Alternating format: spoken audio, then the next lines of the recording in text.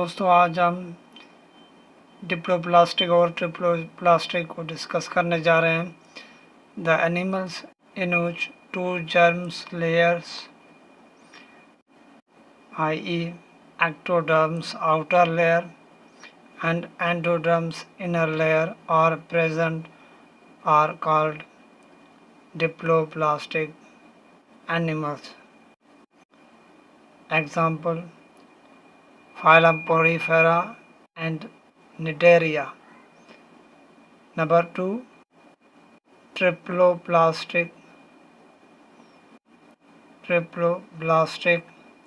The animal in which three germ layers, ectoderm, mesoderm and endoderms are present are called triploblastic animals.